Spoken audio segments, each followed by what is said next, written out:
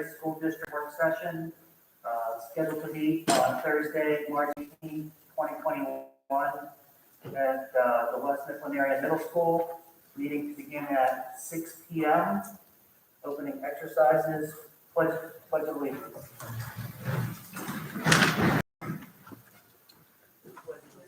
To the flag of the United States of America and to the republic for which it stands, one nation, under God, indivisible, with liberty and justice for all.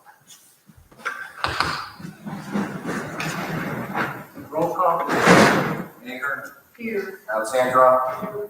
Bennett. Here. Engler. Here. Stomach. Here. Marshall. Present. Mattis. Here. DeSenza. Here. And Blazevich. Here. Presentations. Thank you, Mr. President. We have three presentations tonight. The first one is by Amy Lewis of Mir Duzel, CP 30th 2020 Local Financial Audit. Ms. Lewis.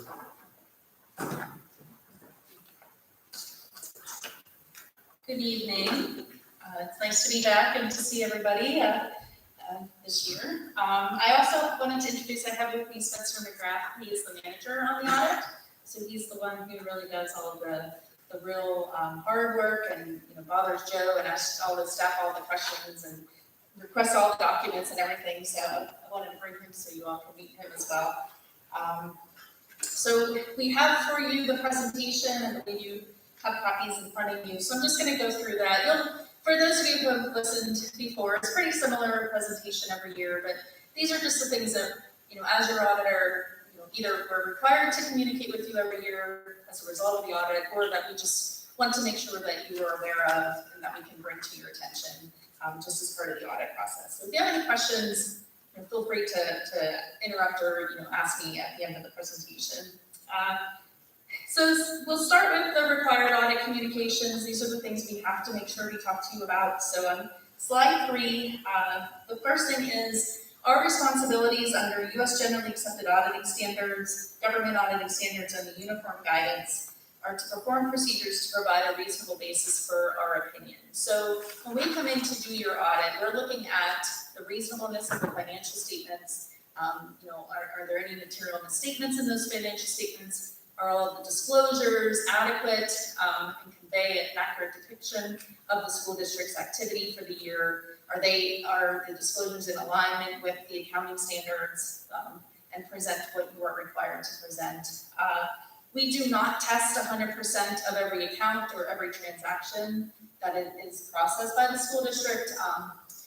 We do perform a risk analysis of what we think is most important and most significant to the financial statements and really focus our attention on those areas. And then, make sure that we're covering, everything with enough coverage to be able to render the opinion, but certainly not absolute assurance. So there could be, small errors and things in the financial statements that we just, are not part of the audit. We also do conduct the audit under the government auditing standards and the uniform guidance because of the federal funding that you receive through the PDE. So that requires us to do additional internal control reviews and compliance reviews of your federal program. So there's just some additional tests that we have to do in conjunction with those standards to make sure that those federal funds are following the regulations. Because we come in and audit, it does not relieve you or management of your responsibility to ensure the financial statements are fairly presented. So we work with Joe throughout the process to make sure that the information he's giving us is accurate, but then at the same time, we will draft the financial statements for him, but we turn around and give him the chance, to really go through and vet those financial statements and make sure that he agrees that the financials are accurate and convey the story of the school district for the year. So we assist in drafting the financial statements, and then we also assist in the data collection form, which is the form you use to turn into the federal government to report back about your federal funds that you spent.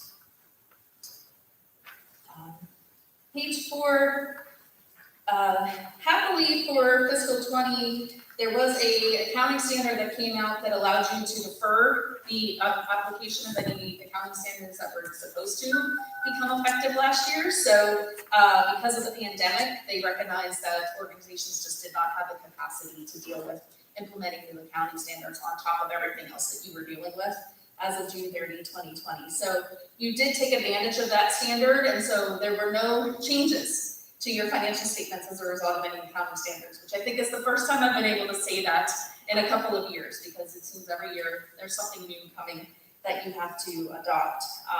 So no changes to your accounting, not to say that that's not gonna happen next year, but at least for 2020, you did get a reprieve. Was anything that was delayed? Is it coming down the road significant? So the biggest next thing that is coming is a standard covering leases.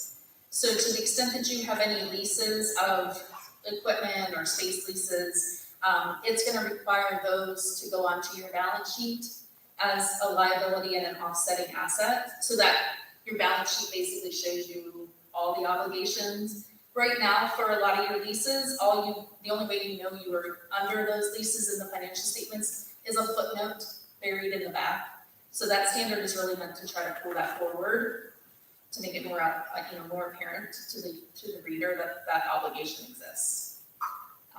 But again, you have some leases, but nothing where we feel like it's going to be especially troublesome for you to implement that standard. Page 5, we believe, based on our audit procedures, that the financial statement disclosures are neutral, consistent, and clear. You received an unmodified opinion on your financial statements. We did not communicate any findings in your single audit, which means we did not identify any material weaknesses in your internal control or any issues of non-compliance that we were required to report. We had no difficulties in performing the audit. This is, you all know, this was a very unusual year, and the audit was, for us to do audits was very unusual, but Joe and his staff really, helped out with making sure that they could still respond to our requests and get us documents that we needed and answer our questions, just like any other year, and, really be able to do that pretty seamlessly. And, really his first, real true go around, fully with the audit, with having to answer to all of our questions. I think, Dennis was here for part of the time last year to help, but, really this was the first time for Joe. Really pretty seamless as far as that transition went. No material audit adjustments were proposed, which is good. That means, your financial statements are in good order throughout the year. And we had no disagreements with management or any other kinds of second opinions or anything that had to occur in order to be able to get to a point where we could agree.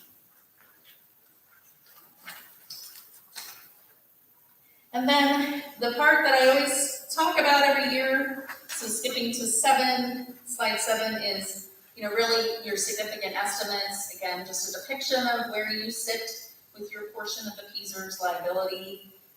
You are required, as part of that plan, to put your proportionate share of the liability on your financial statements. So it does result in a large liability for your school district. You are not alone in Pennsylvania. Everybody has a big liability because of this. So these are just the numbers that really get pulled out for you, and I just like to show them to you just because I think it really presents, how big this is for every school. There are a few changes every year to the liability, depending on how the PSERS plan investments, how they reacted to the market, any contributions that were made to the plan. But by and large, the number really doesn't really sway too much year for year for the school districts. I have a question. The overall valuation. What was it's down a little over 1%. What's the primary driver? Is it the timing of this market value? Because I know the market value is. Yeah, it would be the market value. There's certain actuarial assumptions that will get changed, discount rates depending on how you expect the investments to fare over time. They have to take into account that performance and then discount the liability based on whether or not they expect, a 10% return on investments, a 5% return on investments. So there's a lot of calculations that go into that. So, but really the market is one of the biggest drivers of that. Okay, so this is not a specific that, like, as of 12/31/2020 or end of last month. This would have been calculated, this is based, so for your June 30, 2020, it's actually based on valuations that were done June 30, 2019.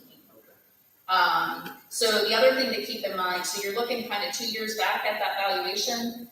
The other thing to keep in mind is there was the new option that was made available as of fiscal 20, was it June 30, 2020, where now people in the plan have a third hybrid option for your PSERS benefit that kind of puts a different complement of retirement benefit plans to you that's supposed to help level this out eventually. So that's not reflected in this calculation yet because this actually occurred before that became effective. Is this a cash balance pension, or, I mean, I know some of the more traditional people, I didn't know if they had made that change at any period of time at the state level. By cash balance, I mean something that, I go, my account has X amount of dollars and that's it when I. Right. So no, currently the way that this is showing is not that. This is saying we promised you we promised you a certain benefit for the life. So we are going to give you X dollars per month until you die. The new plan that they're giving you is you're going to end up with an account basically, Right. and we're going to put this much money in, and then however that account does is really, if it does better, then you get more. If it does worse, then you get less. The original type of plan was, we guarantee you were going to get this amount of money no matter what. Yeah, I mean, a lot of cash, a lot of, in the corporate world, over the past 20 years, it's been moving forward, getting into a cash balance. So Exactly, and that that's, way you definitely know what you owe based on each individual. But it doesn't hurt the people who've earned the right in the past. It's only the. correct, the and that's exactly what PSERS is trying to do by bringing in that new type of plan, is to try to make it more predictable. What is the dollar amount that we're going to need?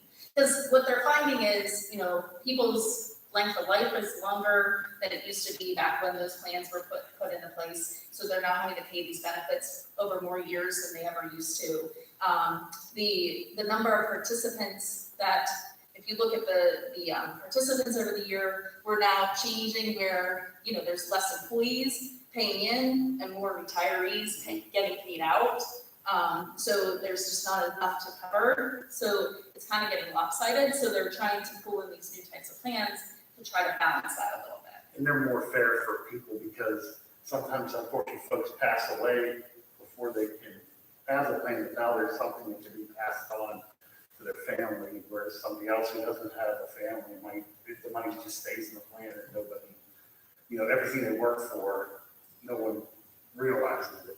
Yeah, there's pros and cons to both types, but it definitely is a much more predictable cash flow for the plan itself to figure that out. And for the person, for the person, maybe it's the opposite. You maybe don't know exactly what you're going to end up with. On the other hand, Right. you would have known what you were going to get for as long as you lived. So, so that's all meant to try to eventually someday get this number down to a more manageable number. Okay. Sure. So financial highlights, I don't want to spend too much time on this just because I recognize that we're in March 2021. You're now looking forward to your fiscal 2022 budget. So this is, really 2 years old financial data, but I just highlight, what we looked at for the audit.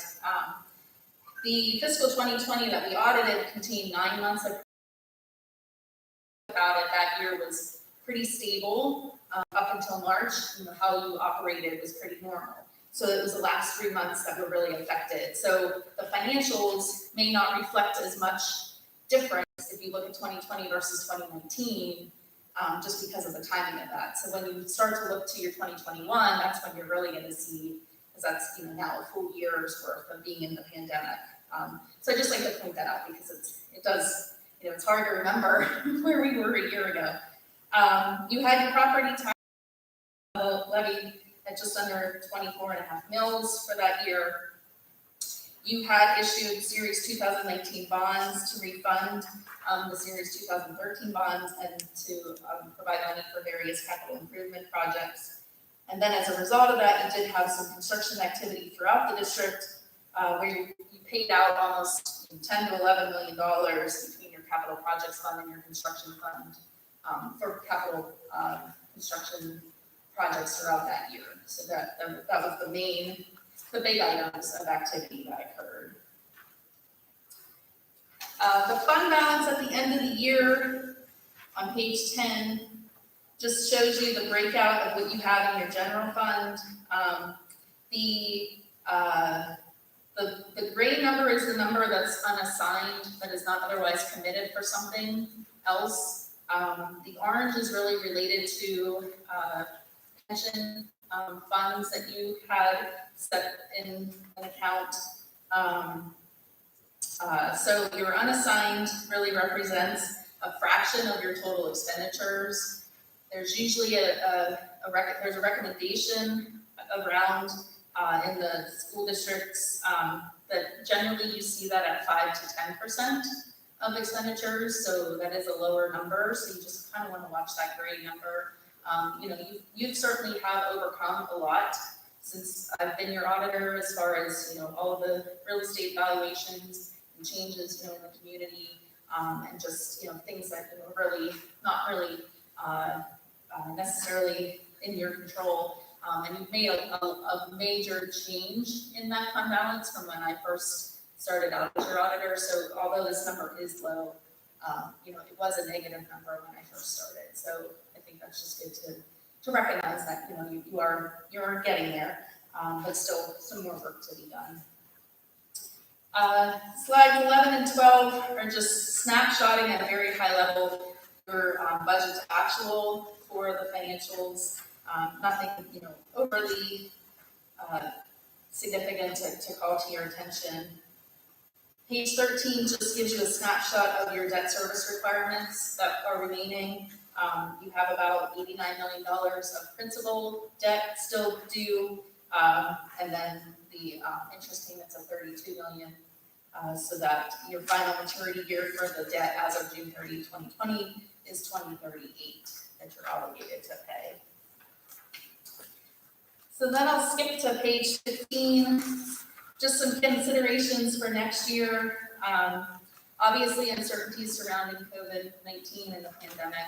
We will spend a lot of time in the fiscal 2021 audit focusing on what your processes and procedures, how they changed during the pandemic, to make sure that if there were any places where there were weaknesses that presented itself in the internal controls, that we're aware of those and can react to those when we plan the audit. Certainly that's an important part of the activity at the school. So we just want to make sure that we, are following, that you still had, proper protocols in place throughout the year as you changed, who was doing what, and if you were home, if you were in school, how the approvals and all of that went. What kind of documentation you have. Maybe it used to be a lot more paper, maybe now a lot more digital, just to make sure that all of that stuff is still in order. Obviously uncertainties, there's been new funding streams that have come through, the ESSER funds, who knows what else is going to come down. The American Rescue Plan Act was just released last week, so there's going to be a lot of changes, and we're not sure exactly how that's all going to play out, this year and even into the future. So obviously things we're going to have to keep assessing every year. Cybersecurity risks, we just point that out because, now especially with things being more digital, very important to stay vigilant, make sure that you're not clicking on a phishing email or something that, could compromise the school district. So just, be ever vigilant of those things that are out there, provide training to your employees, or, just, keep them abreast of tactics that are used so they're just aware, so they don't accidentally click on something. And then the pending accounting standards, I talked about the leases already. You have 2 years till that one will become effective for you. The one that will become effective this coming audit will be fiduciary funds. All that really does is just changes some of the rules surrounding how you have to present your student activity funds. So, it's something we'll work with Joe to make sure those statements are are presented in the proper way. But, again, not something that we think is going to have a major impact to you internally. It's just a matter of then taking that information and presenting it in the new way that you're now required to do. But we'll make sure we work with Jay to get that done. And that was all that we wanted to cover. If there's anything else that anybody has a question about, I'm happy to take that now.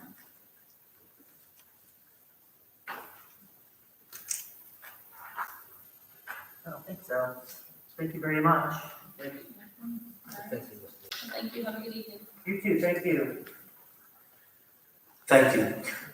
Our next, Dr. Plickta is going to show us all the work that he's been putting in and explain what is the path towards 2021 for the Titan Cyber Academy.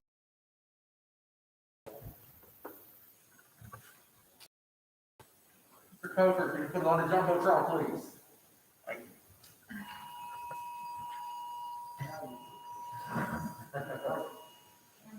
Good evening, everyone, and thank you for the opportunity to talk to you tonight about the program's direction. And I especially want to thank you, Mr. Souls, Mr. Solomon, Mr. Blazevich, and the board of directors for the opportunity to lead this endeavor. It's been very rewarding here. It's going to help our district tremendously as we move forward. Before I begin, I do want to say that I will meet you anytime. Call me, email me, Saturday. I don't care to talk about this program. I could probably talk tonight for about 6 hours. I had about 40 some slides that I included, but I cut it down to 12, and I'm going to try to talk in a summary format to give you the gist of what's going on. But I really have a lot more details and information I can share with you, so I'd be happy to talk any other time if you need. Before we begin, I'd also like to point out a few things that I created for our program. If you look at this paperclip packet, I have a brochure which summarizes our program, the marketing plan to bring kids and enroll into our Titan Cyber Academy. If all of this is too much for you, and a parent or anybody just needs a summary, real quick hitter, I got a one-page summary of what our cyber program could very much look like and what it entails. For tonight's presentation, I know that screen is a little bit of a distance for you guys, so I also have this paper handout that we go through slide by slide. And then ultimately, this last handout is the parent-student handbook, what a parent would need to know, what a child would need to know as they enter into the Titan Cyber Academy. And that basically covers the program from A to Z and all the rules and etiquette and different things like that. But looking at this first slide, I want you to look at it and I want you to tell me it's ugly, because it is. And quite frankly, this slide is the perfect picture of my brain a month and a half ago when Mr. Soul said, you're going to lead the Titan Cyber Academy and we need you to figure out the direction we're going. My head started spinning. I started thinking of a million things, what direction we're going to go, and it felt like I had to move at 100 miles an hour. And so I thought that was the perfect picture and way to start where we're at. However, after a month and a half, I feel pretty good about my knowledge of the program. Oh, really? Come on, buddy. All right. So to do this, I had to take a scientific approach. And that is exactly what I did. I looked at our current WCCA program. That's our cyber program. I talked to just about everybody who's enrolled. I tried to, at least anyway. I called them. I met with people face to face. I talked on the phone. I talked on Teams. I then looked at people who are West Mifflin residents but go to outside cyber schools. I called as many as I could. Talked to a couple of them in face to face and on the phone as well. I got a lot of good feedback. I then tried to look at all the student needs that I'm aware of as a principal who served in all three buildings, I should say all three levels, and took everything I know and compiled what I know because my doctorate I actually completed online. So I have a lot of experience, but I wanted to know what the parents felt like, what the kids felt like. So I spent hours and days and weeks talking to people and getting feedback. And all that led to where I think the future of WMCA can go, which I'd like to say is the new TCA, Titan Cyber Academy and Design Pathway. So let's start with the current WMCA. Please tell me my laser. Okay, at least my laser's working. We have 43 students, and the majority of them are high school students. As you can see, there's 32. There's some bright spots. One student has a GPA of 4.083, which tells me immediately they're taking some accelerated honors courses because they have the weighted GPA. But we also have a couple students with a 0.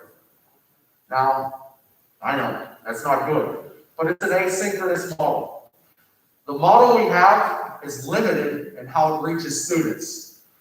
It's great, it has some good points. For example, a high school student who wants to work, they can do their work independently and when they can fit it in. I talked to one of the students who made her senior presentation online with us, and she talked about how she works a lot, and she's glad that this model, she was able to do some work on her own on weekends when she could. However, because this model is so limited, it's leading to this problem, as you guys are well aware of as a school board. $1.6 million we're spending right now to send kids who live in West Mifflin to outside cyber schools. PA Cyber, TALPS, Pennsylvania Leadership Cyber School, REACH, there's our 3 biggest competitors. There's 99 students, if you look at this bottom line.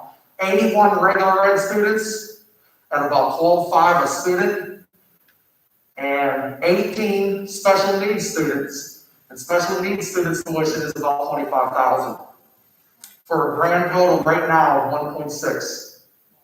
We're looking at K through 6. We have 39 regular ed, 5 special needs, over 600,000. K through 8, see the numbers, over $1 million. And guys, that's not even the biggest problem. If we don't act now and revamp this program, it could get worse. This next slide here, where I'm looking at, you have a handout, shows what I'm talking about. We currently have over 600 students who attend West Mifflin schools, brick and mortar, but in a remote setting, which means they're staying home and working from home. Over 600. I surveyed them, well, as many as I could get in touch with. I had 428 of their emails, so I sent out a survey with information. I wanted their feedback. I learned the good, the bad, the ugly, everything. I only got back 103. But what's concerning is look at that ratio. 44 out of the 103 I got back said they want to be remote next year. If those 44 don't like our program and decide to go to PA Cyber, multiply that by 12.5 and throw in a few extra for special needs students. We're looking at a bigger funding issue with their tuition.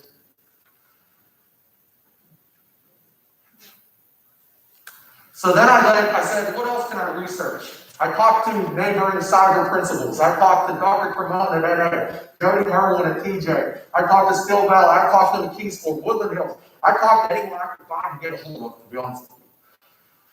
All of them are experiencing some issues, but no one is experiencing a high tuition rate and an outside flux like that, like we are having, okay? However, they're all looking at revamping their program. In fact, I talked to a lot of school districts that are in a situation where they want to make it better for next year because they're worried this could happen. They're looking at full-time staff. They're looking at how to improve the curriculum. They're looking at the big thing, live sessions. Live sessions, sorry if that didn't go through. I then said, well, let's look at the big 3, PA Cyber, REACH, and TALPS. And basically, I learned everything there is to learn about them, from A to Z. What they offer, from activities to classes, what they offer when you enroll, which you'd be amazed. I don't know if you know, but there's one that offers $50 a month to use for your internet. That's Agora. There's other ones out there that their enrollment packages are unreal. I talked to some of our parents who said, Brian, I felt like I hit the lottery. I signed up for PA Cyber, I received all these novels, a laptop, a printer, headphones, everything you could think of. To be honest with you, it was great. And I said, wow, okay, I get it. What else they offer though, and that's what our model lacks right now. It's right here, 3 models of instruction, asynchronous and hybrid. Synchronous, we kind of do when teachers go live, but that's a different bird. We're talking about our cyber program. And blended. Oh, and then also right here, special needs support. They actively market that they can support 504, IEP, GIEP, students who need some Title I support, students who need speech. We haven't actively marketed that, even though we could. That's going to change. So I also have the feedback from our West Mifflin parents, and I feel like that was one of the most important ones. I talked to so many who said, you know what, I consider coming back if it's equal or better. I really felt bad leaving, but I didn't want asynchronous. I didn't want to take a chance on what was going on with Schoology and being in and out and different things like that. I said, okay, good, keep us in mind. We're making some progress here.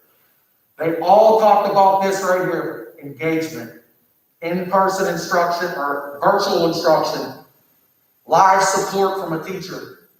They all talked about how they felt their schools were responsive to their students' needs. They all talked about how when they attended these outside cyber schools, they felt like they were part of the culture. They felt like the teachers knew them even though they were on a computer. They all talked about how there's so many activities, there's so many things to do, and the different offerings, and then schedule instruction. Okay, good. I got a good knowledge base now. I know what the competitors are doing. I know what our outside neighbors are doing. I know what our people want. So, the next is design phase. I starting with our goals. Real simply, I'll sum up these 5 statements for you real simple. Number 1, we want a program that can educate all students, ALL capitals. And in our March Madness, that's all with a capital A, baby. But anyway, special needs students right now do not feel they can really do well in our educational cyber model. That can change, and we needed to change, and it will. We have to offer parent support. All these cyber programs that I talked about have tons of parent engagement and tons of parent workshops to help their child, because quite frankly, it's a whole ball game for parents. And you guys know, I know from serving as a principal, you know from the community, there's a lot of parents who are struggling right now with this, and it's a hard adjustment. And then on the right, I summed up, talking real, we want to bring those students back. Those 99 students, sure, it's going to be a hard game. They're in love with what they're doing, but we want to offer a program that's even better. We definitely want to keep more from leaving. I showed you that 44 out of the 100. And we definitely, and this is me personally, I don't want to do this and not have this as my goal or standard, but to be the best out there in the cyber educational field. So basically, to do that, here's what we need to do. Our future directions. I might take a little longer on this slide, but trust me, I won't take too much longer after this. Academically, we need to offer the 3 models like the outside cybers do. We can easily. We've got to have the asynchronous because it's important for certain students. We don't want to lose the current 43 kids that we have. We're okay with our model. And then the synchronous and blended. So if I can sum up, I'll go to this one real quick. I'm going to come back to the slide. Asynchronous, totally independent. Synchronous, basically it's like a virtual school day. You want to learn math, we have a live teacher teaching math at 9 o'clock, English at 10, social studies at 11, science at 2, things like that. That's live, synchronous. And then blended. When I talk to a lot of parents, what they really like is the blended model. The majority of them said that. They want the live instruction, but we're all human, and we know that for a kid, and even an adult, sitting in front of a computer from 9 to 3 is not necessarily easy to do. So the blended model, having some asynchronous, some live, it seems ideal, all right? However, I want to point to this green model right there, the hybrid option. One thing that we can offer that TA Cyber cannot is the hybrid option. And we have this now, but it's not working. It's not publicized. Students can come into our schools if you really want to be cyber, but you really want to be an orchestra. The middle school has 8th grade orchestra at 1 o'clock. Come on in. Do the 8th grade orchestra and participate in our hybrid model. We'll let you come in, do 8th grade orchestra, and I'm using that as an example. And then you can leave. We could bus you one way, easily, without changing anything. Or you're a kindergarten mom, and you say, you know what, I don't really want to send my child the whole day. I'm very comfortable with cyber learning, but I'm worried that I cannot teach them. You guys know what I'm going to say. The new math. Common Core math. Oh, no. You know what? We do Common Core math at Claire Barton at 1:30 to 2:45 for kindergarten. Why don't you bring them in at 1:30? You can do everything else, and we'll call it the hybrid model. And now we have an advantage that no one else has. Okay? When you think of our new program, and this I learned from the parents, they don't want to think of themselves as just a cyber kid who couldn't make it socially, so they entered cyber school. That's not what the new cyber is about, guys. Not at all. The new cyber is about all this stuff I'm going to show you. These models, interaction. Check out this for academic and social engagement. Oh, sorry about that. I'm getting a little excited. The old football coach will be coming out again. Small group instruction. I will say what Shauna Baker's doing down there in the 4th and 5th grade with her win time is excellent. Win. What I need. What does every child need? We got an hour in the simple models that I have here in that handout. Built in for small group support. We can enrich learners, we can remediate learners. We can do a little both. They can work in small groups. You can bounce from one group to another on the teams. It's outstanding all the things you can do. That's built into every model I have here. Later I'm going to show you a good, better, best, but every one I can do that. Specials and electives we can offer. Kid Connects. This is counselor driven. In a real school, and by real I mean brick and mortar. In a brick and mortar school, especially in elementary, but in high school and middle school, the counselor meets with students. They talk about high school, what's your plan? What are you thinking? Elementary school, how do we treat friends? You know, but they have these discussions. These discussions can and should exist in cyberland too. And they do in the outside schools, and they need to have them here, and they will with Kid Connects. Extracurricular activities. Of course, we can market that if you go to TCA, you can play on the football team, the basketball team, the swim team. Okay, that's good, but we need to put it out there and make sure they feel involved. And technically, a kid from an outside cyber can too. However, are they going to feel comfortable? You're going to feel comfortable if you're with your cohort. You go to class with 10 sophomores who are in TCA, and you're talking about going to the homecoming dance, you're going to feel better if your 10 friends or 10 buddies are going with you. And that's the relationship, the culture we want to build, where this TCA is just a 5th school. We have 4, high school, middle school, Claire Barton, Homeville. We have 5 TCA. It's a 5th school. It's part of the activities too, and we'll share the resources. Extracurricular activities. This is one of my favorites. I got this idea. You guys ever go to Lowe's or Home Depot on a Saturday morning?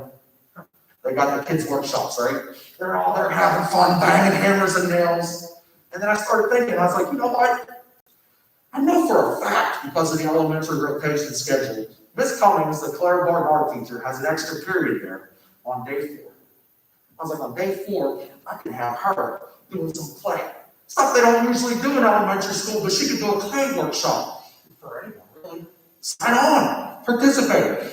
And then on Fridays, I have built into the schedule, and I'm not going to take total credit for this. The outside cybers do things like this too. They do workshops, they do parent seminars, they do field trips, virtual field trips, but that's when we'll fit it in.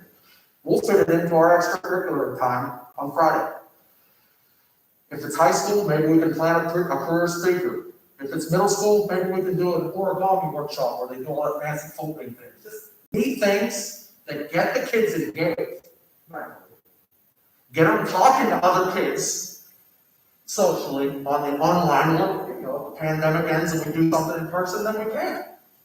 And as the principal or as the teachers, we would take part in leading that and making it happen and planning on structured extracurricular time. But that's some of the gaps we don't have, and that's what the outside people are telling me we need. Honors and recognition, You're in their school. Why would one school give out honor roll certificates and not the other? We're doing it too. SAC and mental health services. Whether you're online or in person, you can get the same SAC mental health services as anyone else. Just because you're in PCA doesn't mean you can't talk to FBR or Turtle Creek, just like any other, but we're going to make that happen. And the counselors can be ready and available, just like we said with Kid Connects. But if someone needs support, they're available there too. Family engagement. This is also part of what I believe is an important and critical marketing plan to get the word out. And that's a social media blitz of everything we do with virtual, live opportunities, just action. Guys, you saw how popular the little storybook thing was. People are still talking about the stores are so cool, Mr. P, and this and that. But every time we post something cool that's going on in our schools, and this is for brick and mortar too, you know, everybody sees it, they like it, and then they share it with one person. Then word gets out. And that's basically what PA Cyber is doing in the other schools. They're sharing their things and putting it out there. We need to too, and we can easily. And that's part of the marketing. In fact, as soon as Mr. Souls gives me the okay, I got a Facebook page ready to go. Tied with Instagram. And there's another one that I don't even know, to be honest with you, but they're connected now. So if I make one post, it can go to all three, which is really cool. Live support, special needs instruction. I've witnessed Mr. Reed and Claire Martin give DSL instruction to kids at home. It can easily be done. I've witnessed Ms. Missouri, the speech teacher, give great speech lessons to kids at home. All this can easily be done and intertwined in our program so that we can go back to our goal, all students' needs. Oh, the framework, I talked about that. DCA will lead the way. Here's some of the advantages we have that our competitors can't say. We talked about the hybrid option, the ability to participate in all extracurricular activities and feel comfortable. Classes with West Mifflin students taught by West Mifflin faculty with a Pennsylvania Standards aligned curriculum. What I suggest we do is in the best model that I'm going to present, we can talk about an easy transition between cyber and West Mifflin brick and mortar. Okay? It can be done with our Schoology. It can even be done with our Ingenuity account that we currently use for cyber. Where basically it's a series of online lessons and videos and resources. It's actually an outstanding resource. And when I talk to NA, what they do is they use their curriculum as their guide, but they supplement it with Ingenuity at times when they need to, and when it helps, and at times when it's better. We can offer breakfast and lunch. If every kid in the West Mifflin School District can get a free lunch and a free breakfast, then we're going to include that in our fifth school, the Titan Cyber Academy, and I've already spoken with Janae about how it can be done with really no conflict, easy to do, and I think it's a big thing for our kids, and you know, it's the right thing to do. And then ultimately, the West Mifflin Area School District diploma. You put in a lot of work, you work hard. We don't want to see our kids who live here with an outside diploma. We want to see them with a WM diploma. So what are some of the costs of these ideas?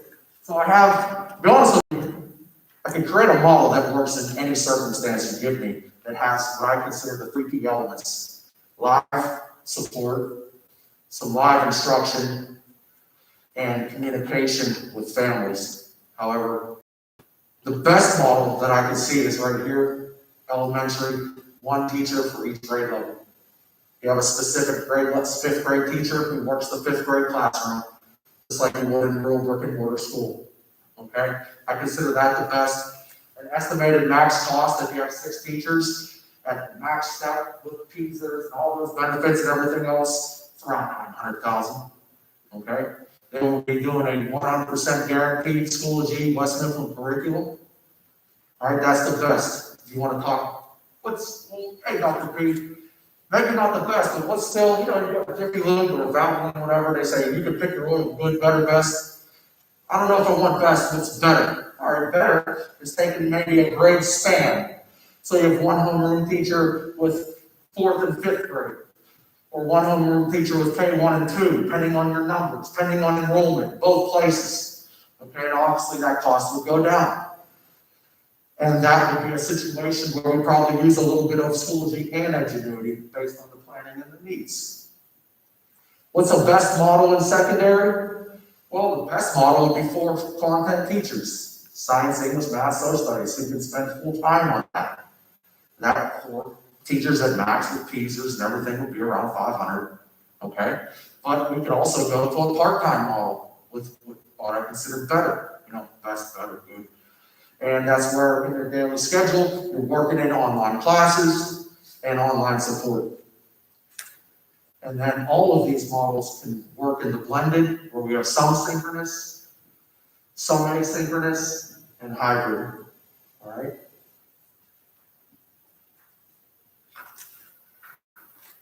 Just a reminder, in case those numbers scared you, and they could work anywhere from the best down to good. Good would be one teacher in elementary covering that, which is possible. 1.6 on outside, and potential 530 on that survey. So I mentioned enrollment package and how happy that mom was when she told me how she felt she hit the water, hit on the books. I feel like any student who's at home in PCA, if you're in AP English, you should have the AP English novels that the kids in brick and mortar are reading, so that you don't have to read them on a computer. If the district has already bought the novels, then you should have the novels for the kids at home as well. Same thing with the math books. If they're using the Go Math workbook in school, brick and mortar, the kid at home, PCA should have the Go Math workbook as well. And that's what I envision. I truly think that 21st century, I don't think our kids are at the point where they need to be all digital yet. I know I value it, but I know that the parents value it, that they want some paperwork, some book work, some digital work. That's the future, that's their life. So our package includes a laptop, which we have for every kid anyway. T-shirt, make it fun, make it part of that culture. A scanner, printer, these are so minimal now, they're about the size of my forearm. Forget packet pickups, and people coming up for resources, you want to print it, you can print it and scan it back to me. A minimal cost, $300 above what we normally pay for a regular kid. And like I said, it's all part of that package because our competition is doing it. But I think to be successful, we have to equip the kids to be successful. So in conclusion, let's talk a little bit about Schoology. Schoology is a game changer. Doing virtual, live lessons, it's all part of an educational shift that our teachers are adapting to, whether they're brick and mortar or side. We have to keep it because it helps us for pandemic issues. It helps us for a snow day. If the schools don't have to cancel school, we can do a flexible instructional day and say we're working remotely. But if we don't have that system, we can't. And it's all part of the 21st century skills. Eventually we're at a point where teachers, even in brick and mortar, may not be passing out a worksheet, but they'll say, hey, tonight your homework is worksheet 5. You can find it in the yellow folder on Schoology. And like I said, flexibility, even though I presented a better model, a best model, and even a good model in elementary, basically you can look at it 6, 3, and 1, teacher-wise. We can be very flexible and adapt to our needs and adapt to enrollment and make it happen. And like I said, if you want to talk, email, whatever you want to do, I'm here. And I want to end with this picture. So I started with that crazy, chaotic picture. My head was spinning. I can tell you now, after a month and a half, it's not. This is the picture I want you to leave with. A very happy graduate, a group of kids, even though it's online, they can still come together, virtual or even in person, if there's no pandemic. Working at the laptop, having fun, organized, neat, and a vision for the future. All right? Any questions? Take COVID out of the picture. In your opinion, why do kids go to cyber school? Why do they come out of the brick and mortar to go to cyber? So it's happening, even pre-COVID, we had kids going to outside cybers. And I think it's all just based on needs, maybe the family situation. We look at some high school kids who want to work, so they pick cyber. Or some certain families still have medical issues that don't really want to go to school or deal with. I think it's some social at times, and that's why it's important to have some social activities in their embedded in the curriculum. But I do feel, based on that survey, those 44 people that said they want to go remote next year, they didn't necessarily get to tell me why. all right? But I'm willing to bet that that's gonna continue even without COVID, as we move forward, because there's all kinds of different issues that drive people to do it. And I think a lot of it is just their individual person, and the way it is. I had in the feedback, I shared it with, the building principals. The feedback ranged everywhere from, we can't stand this, to, this is the first time my child has ever done well in school. And I think this COVID has changed everything. As we know, in the larger society, there's going to be businesses that don't rent office space anymore. But now there's a lot of kids who kind of fell in love with this model and working at home and doing their thing and taking a lunch break out at their house. And so I think that is part of the reason. I think it's just a new desire of people to not have to follow the same structure and get what they need and feel comfortable, for whatever reason. I appreciate the enthusiasm. This was a great job. Hey, thanks. And it looks great, but I'm wondering what we can do better at the brick and mortar to keep the kids there.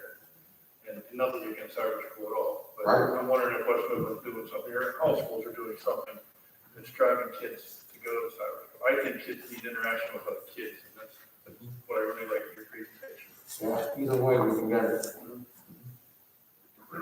Thank you. Okay.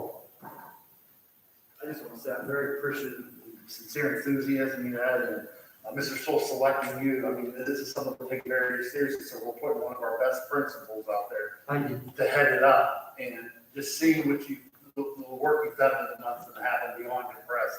Thanks. And I think that you definitely, you're a principal of the next generation type of person, you know what I mean? And I think with the COVID stuff, that's the world that we live in now, where some parents might say, okay, my kid does do better at school, and we need to take that as seriously as the kids that are sitting in the classroom. And I look forward to the future that you're going here, so thank you. Thank you. Yeah, there was a lot of good feedback about how their child just fit in. It works for them, We do appreciate Dr. Clinton, all the hard work and the time that he's put into this. We do sincerely believe this is the future of public education, and we have to provide a service for those students in order to keep ourselves employable and operational. So we do appreciate all the time he put in. Also, Mr. Solomon, who worked alongside Dr. Clinton on a lot of this as well, with the weekly meetings and so forth, to make sure that we were getting what we want. So between both of them, we thank all the records. What are your time, what do you, I guess you want to get going with this for next year? Yes, because that is a good point. Right now, I know that PA Cyber is always already asking parents to make a commitment.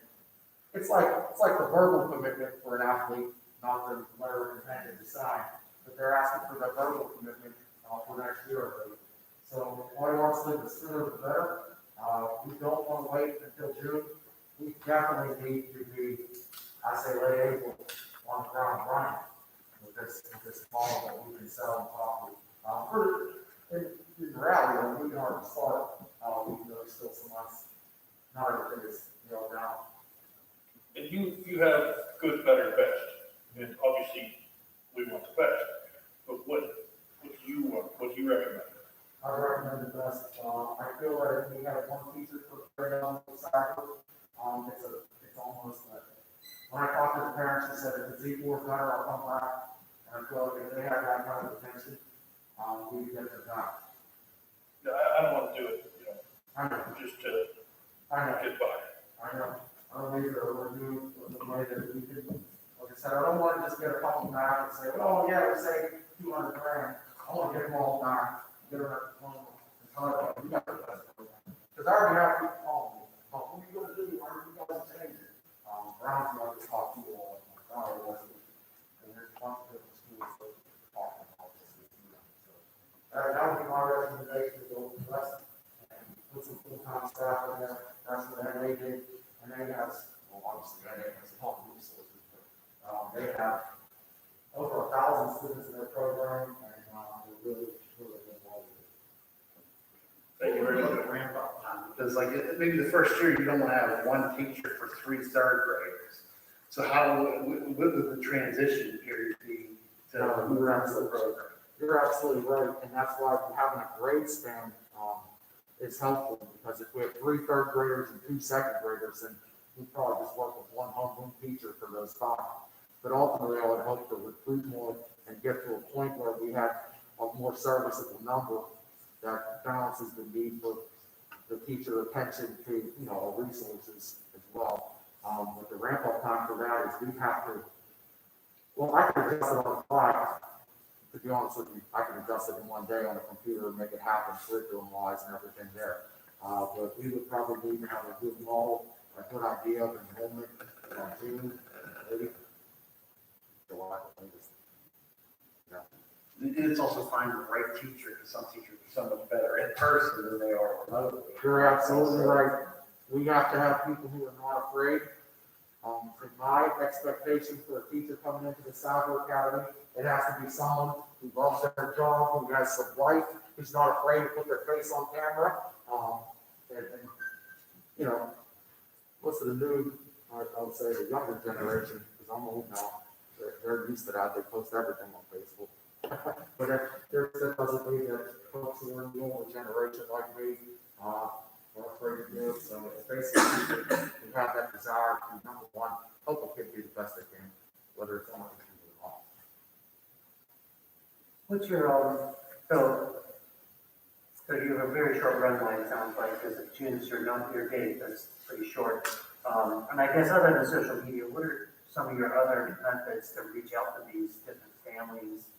And would it just be West Mifflin, or would it be, can it be people not in West Mifflin? You know, that's such a good point, because I was actually thinking about that. If we got to the point where we could recruit from outside the district, I don't know if we're allowed or not, we could look into that.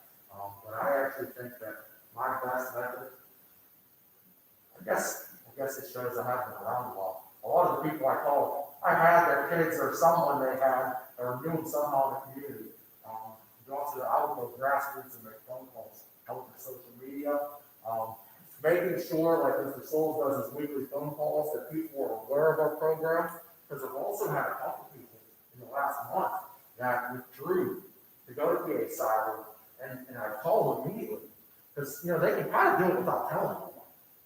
You can decide today, PA Cyber has a waiting list actually, but you can decide, enter, and the only way you find out is when the PA Cyber sends a request for records. So it can't be secretive. I get that request, and I call, hey, do you know we have a cyber program? I will try my best, although I know our option is limited because they synchronous. Yeah, I didn't know. I know, I got a, and maybe other people here did too, get a postcard saying, hey, I forget what cyber program it was, but they promise you a whole litany of stuff. And essentially sign up today, you'll get all this fun stuff, and you'll get flexibility in your life. And so we could also go that route. I'm open to any suggestions, anything that'll help. I mean, I guess my suggestion would be for you to think about additional resources to help with communication and strategy around how to communicate, because this is brand new. People aren't going to know what this means. They're not going to understand it. And I think some of the lift to get it off the ground is going to be educating people and marketing it to the world to make sure people understand it. So I think about that in your resource model, to make sure that we have the right support for marketing communication. I think that will be important because it is brand new. Nobody's going to, and then differentiating yourself from the other cyber academies that are out there, why we're different, making sure to focus on that. And then how is this different from our already existing online learning? Right. Because people won't know that this is new, holistically different, and you have all these other advantages. So almost like a report that sums up a few of the slides that I had about how we were able to have it together. So, and information sessions, like you said, and they could be virtual too. They absolutely can. Anything, in person. But I think that you have a short runway, and those are some of the things that I haven't, I'm sure you've thought about. Those are just my questions of like, boy, you get the word out real fast, and how are you going to do that? And you might need some help. I was actually thinking of on Facebook Live, video and the presentation, this one, the long one that I have to, and just letting it be on it, because if you're a parent who's interested, that long one doesn't bother me. You want to know as many details as you can. I think one other thing too, and then Steve's going to present a little bit, but making sure that our technology supports what you're trying to do. And if it doesn't, what do you need? And making sure that we understand that, hey, if we're gonna invest in this, and we thought we were gonna give you Schoology, but we really can't. We should know that now. If we have to look at other products or other capabilities, technical speaking capabilities, then those tools are critical for any kind of education online. Let's find out what's the best of the best of what you need to meet your requirements to support this group. And let us know how we can help you, invest in something that makes sense. Good point. Because I was concerned about Schoology for elementary, but we had our ups and downs with it this year. But Mr. Sullivan and I were on a webinar with one of the directors of Schoology, and they actually are unveiling an elementary model or template for next year. And we said, good, because this one wasn't working. So we've been looking at that a little bit. The engineering reason down, that's some myths about it, how people can't work with it. We could break down those walls. And that's where talking to peers, we're really successful, Benny's really successful. Hey, can I come visit? Can I see what you're using from a technical? I'm sure I'd love to come along with you and take notes, or somebody to come along and figure it out with you, because, that is almost just as critical as the curriculum, because if you can't connect, how can you learn? And that's my big reservation, and I think that was one of our bigger challenges, moving to remote. Having to do it in an emergency, the pandemic, and all that stuff is not fun. But if you could show parents in June the experience, this is what your students are going to experience. That's a huge selling point, especially if it's light years ahead of what they're able to do today. And so I know as a parent, I want to see it before I buy it. Kind of thing. So that's just something for you to think about. I think it's a really great presentation. You've done a ton of work, and we really appreciate it. I have a question, maybe Christian, more from a legal end. So let's say a kid who lives in the Keysport wants to come here, is that kid allowed to participate in some of these other activities, like coming into school, the band, football, swimming? Because they don't physically live in West Mifflin, is there a limitation for the kids who are outside? So that's something I know, like Seneca Valley was kind of in the forefront of this, and a lot of places bought that program and basically run their curriculum. So if we would be that successful, where other districts, neighboring districts wanted to send a student to our district, they obviously have to pay to do that, but we could certainly work out something. The only hiccup I see is sports. I don't think WPAL is going to permit that. But I think, coming in for an art class or coming in for a student class, that's permissible. I mean, I don't know what our policy is, but any school district in Pennsylvania can have a student come in and pay tuition. So they're basically a tuition-based student. They can come here and use our facilities. They can use our classrooms. The issue would be in the extracurricular, not so much on the elementary and middle school level, but when we get into sports, the WPL probably isn't going to let the students not school here because they don't want to do recruitment. Right. And I think at the end of the day, we're not a for-profit trying to get money. We're for students who want to try to get the best program out there for those in West Mifflin and Whitaker and the Duquesne students. But if some kids from elsewhere want to come here because he did such a great job bringing the program, come on in, A lot of people offer that, Mr. Marshall. Other people that have summer programs allow other districts.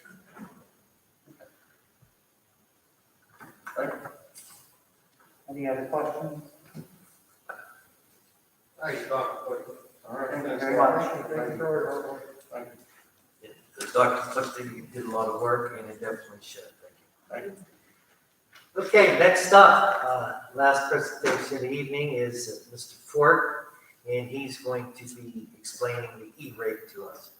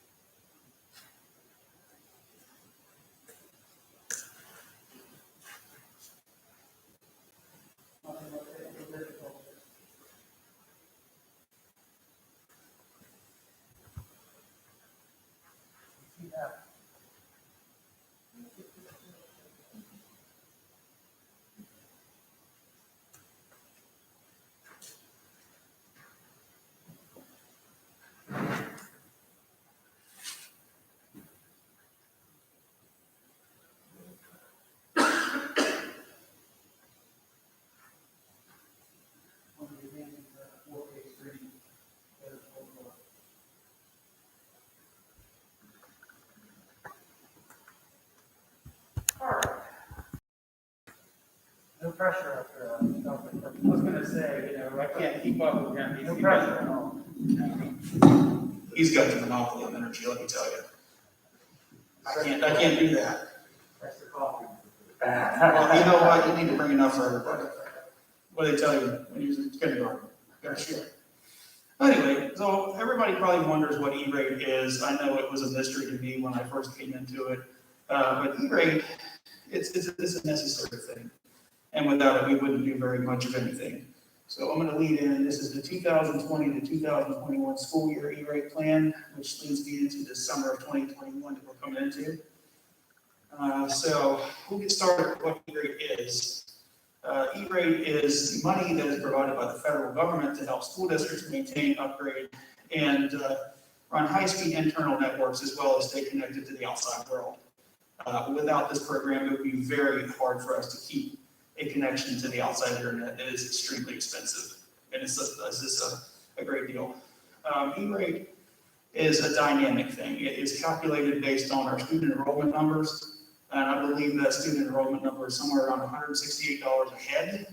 And our estimated 5-year E-rate bucket for this cycle, so we just finished the 5-year scan, it is around $457,000.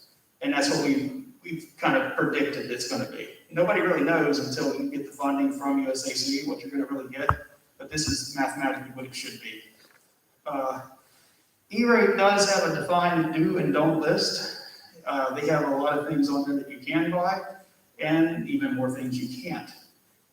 E-rate was traditionally done per building until this cycle. They've changed that for this 5-year period. Now you can use that $457,000 throughout the entire district where you see fit.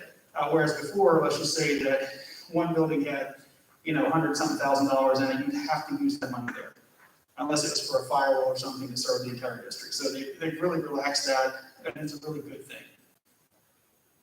Moving right along here, we'll talk about the differences between E-rate categories. So there's 2 of them. So E-rate category 1 basically provides for the internet backhaul.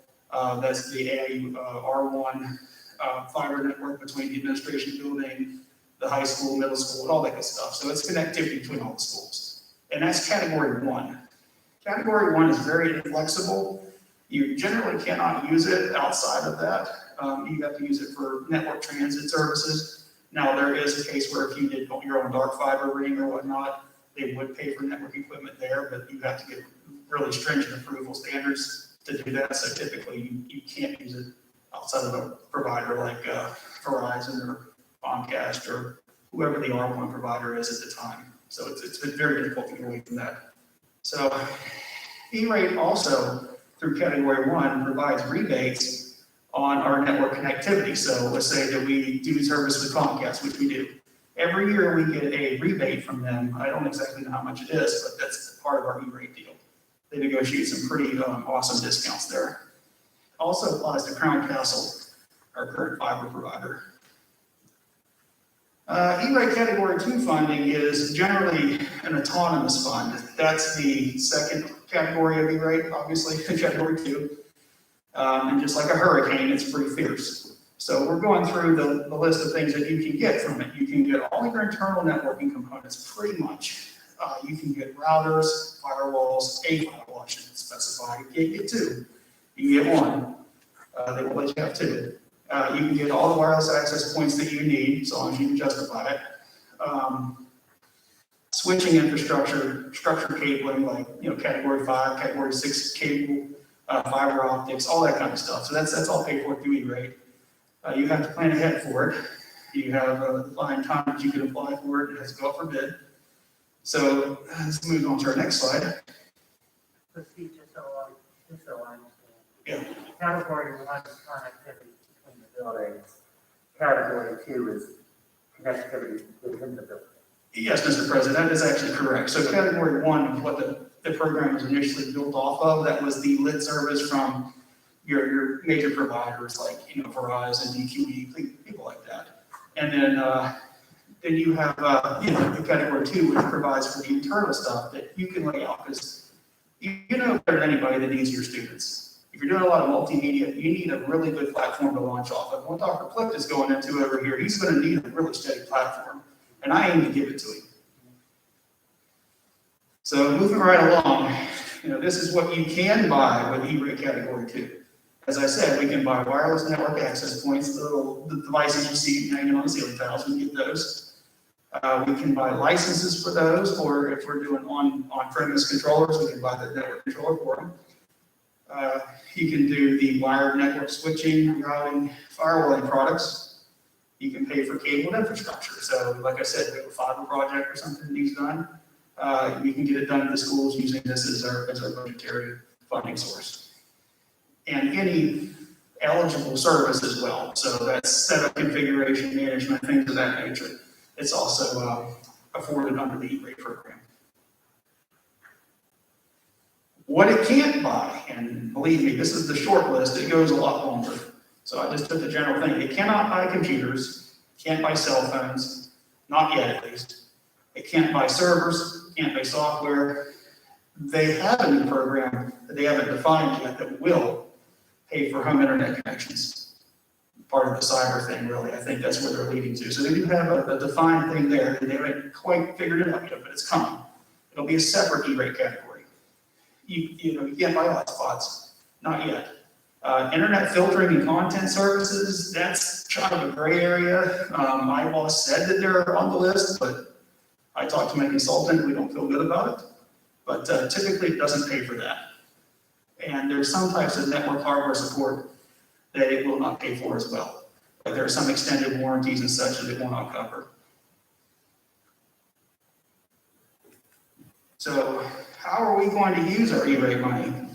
Or how I would intention that we would. So I intention that the West Mifflin Area School District will use the E-rate money that we have received from WCCA to completely rebuild our network from top to bottom, because we really need it. I mean, in order to move into the next century here, do this new online learning like we wanted to do, we need a really good solid foundation. We just don't have it. And with this, I propose that we get a good solid foundation. So that's where I'm aiming to go with it. So to affect that, we're going to replace every single network switch in the district, every single one. And we're going to replace them with industry standard, highly available product. The West Mifflin Area School District will continue to use E-rate Category 1 funding to offset the cost of our regional wide area network through AIU, which will otherwise be a very substantial cost.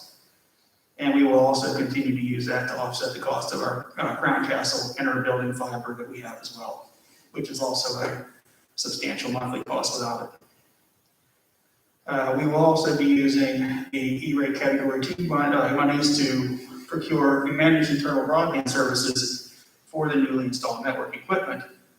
And I'll move on to that in a minute. So a brief overview, I should say, of the managed internal broadband services. What is that really? In a nutshell, it's a management service contract taken out with a provider or several providers who will maintain the installed network equipment that we purchased with E-rate money. A MIBS contract, which that's the acronym for it, MIBS, will allow the West Mifflin Area School District to have certified networking personnel handle the day-to-day activities of the network, configuration changes, warranty stuff, that kind of good stuff that weighs you down, bogs you down. It's good to have. And the federal government pays for it minus 15%, so it's a good service to have. And like I said, the MIBS contract is funded by E-rate Category 2 funding, and just like everything with E-rate, there's a 15% committal on the district's part. Now, we actually have it really good because ours is 15%. Some of the other schools, it's up to 50%, so we've got it really good.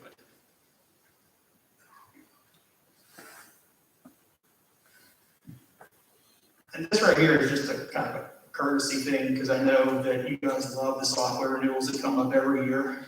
And I wanted to go ahead and put these out front so that way everybody can kind of see it. That way we can kind of plan for it accordingly. If there's something that needs to go, something needs to be added, you kind of see what's coming up here. So, we have the iBoss web filtering software, which I am evaluating whether we're going to keep or not. I'm not 100% made up on that one. It's roughly $9,000 a year. There may be better options. The DES agreement with the phone services, obviously, that's still up for renewal there. We still have the Alcatel system, so that's definitely going to be an item. We have the Crown Castle renewal, which I actually need to talk to you guys about right now. Right now, our contract is expiring on August 31st of this year, and we are getting a phenomenal price when it comes to the regional network service that they provide. We're getting a phenomenal price, and they have extended a renewal for us for a period of time here, and they locked that price in even better. And we have to sign it before next board meeting, so I would have to talk to you guys about doing that. It's something we probably have to do before we vote on it, because if not, I would talk to Joe about that. yeah, I mean, it's typical. We can write it down. It's formality, but anyway, moving right along, we got the rest of these right here on there. It's just rank and file stuff. Nothing too important. Is there anything on there that caused the issue that you had to have kids bring every computer and fix them? That'd be the number one bullet point, iBoss. That's why I'm strong, because they're getting rid of them. Yeah, maybe you should see other options out there, because that. Yeah, there are totally better options out there. That thing causes me headaches every day. So this is the Q&A part of the deal. I know that there's probably a lot of information to digest. If anybody has any questions, I'd be happy to answer them. I just have a few questions real quick. The 400, was it 475 or whatever the number was? So that's the E-rate amount. We would pay an additional 15% on top of that amount. The way I understand it, Mr. President, is whatever that we would get in terms of bid, we would be responsible for 15% of that. So it's not going to be necessarily the full. Yeah, You either use it or you lose it. I mean, eventually you're probably going to get it all, but no, I understand. I just, if we spend $400,000 or 475 of E-rate money, yes, that's the E-rate funds, we still owe 15% of that. of Yes. whatever that number is. Yeah, ideally So that's supplemental, essentially supplemental. Okay, Yeah, that's the district share. I'm just trying to understand total spend. So if it's around $600,000 or so. Right, so I mean, it's, there is a 15% committal on that, but it kind of goes by. You don't have to spend every single dollar of it, but you're encouraged to. And then my second question, so for the network equipment, how many switches and how old is this equipment that you're looking to replace with this? The last series of switches was installed on December 26th of 2016. So they're coming up on 5 years now. So they're eligible to be replaced. And the network equipment currently is just not working the way that I want it to work. It's not providing the level of service that I would expect. And as a result, I believe that it's time to evaluate a change in that, be it the same manufacturer with a better SKU or a different manufacturer altogether. And then getting into the next question, I believe that there are 88 switches within the district, and there are going to be 4 core switches, whereas right now there are only 1 in each individual school. Like the high school has 1 switch, the middle school has 1 switch.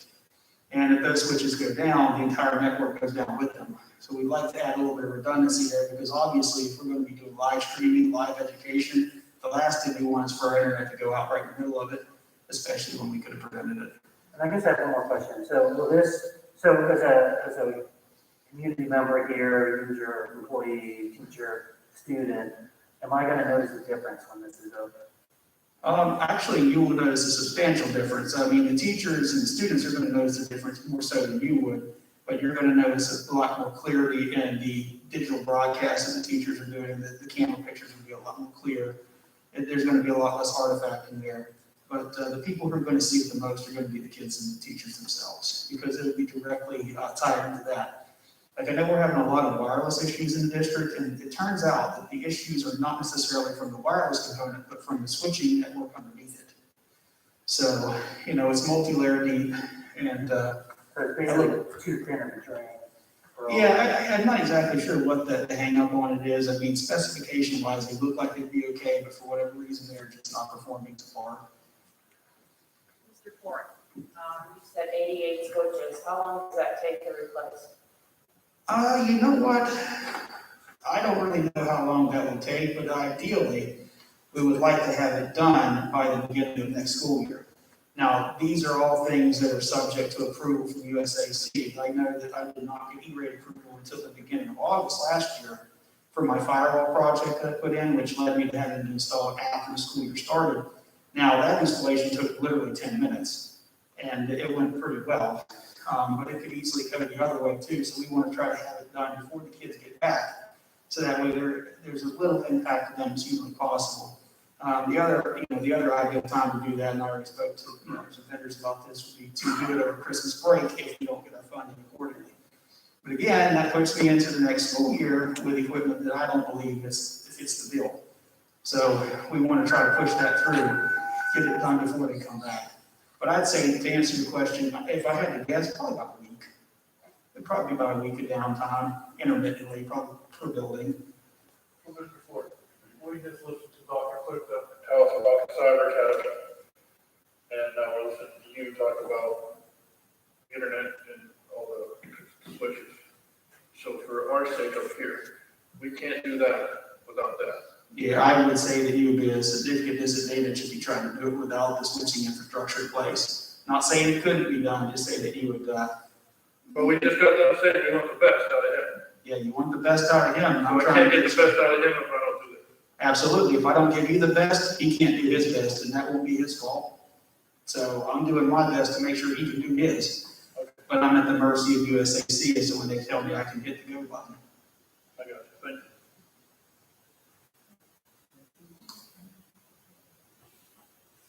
Any other questions? Thank you, Mr. Ford. Thank you so much. Thank you. Thank you, Mr. Ford. Mr. President, that concludes the presentation for this evening. Thank you, Mr. Sullivan. Some sweet, there's the agenda here, no agenda items, citizens, no information items, board secretary, business manager's report. Thank you, Mr. President. 6A under Board of Directors, next week we will be accepting the audit that was presented this evening. Item number 2 for the second readings and approval of the policies listed. There's nothing under B Finance, C Purchasing and Contracting. Number 1 is an affiliation agreement with St. Vincent College, March 25th of 2021 through March 24th of 2026. This would allow student teachers to teach in our district. Item number 2 is an agreement with Meadows to provide mental health and educational services at their facility, and that's from July 1st, 2021 through June 30th, 2023. Item number 3 are the new healthcare rates next year. There was a 5% increase in the community flex PPO and EPO. Dental stayed the same, and vision went up 7%. Item D, minutes. We'll approve the minutes, we'll approve the reports, refunds subtracted from expenditures, invoices. The invoices, we have 4 from legal tax service and our monthly retainer for our solicitor. No expense reports and bills payables, and under requisitions, other. We did have 2-person executive sessions, February 11th and February 18th. I have a quick question on number C, or where are we? 6C1, the St. Vincent College. Do we have agreements with other universities? Yes, I know we have one with, we did one with Cal State. I don't know off the top of my head, but usually anybody who, wants to to have their future educators come student teach what we're willing to take. Usually the local colleges solicit us, usually Pitt, UK, the state schools. I was just, there was a PSBA meeting I attended the other day, and we were talking about teacher shortages, and, what other high schools and school districts are doing to recruit teachers and student teachers and building these relationships to get that talent channel, to kind of, work out an agreement and basically do what they were for each school, they get good real world experience, we get to kind of maybe see them. They're even less than the requirements of the substitute teacher for us in order to fill those positions. Say that again? They're less than the requirements on a substitute teacher to fill that position. Right. I was just curious, I was assuming that this was the only school that we did that with, but it's.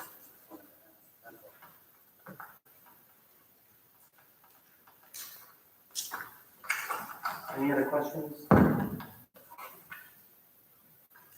7, district operations, which is on 8, superintendent's report.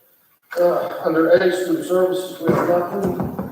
Under B, student activities, we have the junior ROTC, school community event down at the Michelle Bench Park on 5/11. Under 2, no new board approval of ratifying following fundraisers. We have none at this time. Buildings and grounds, we have some permits out.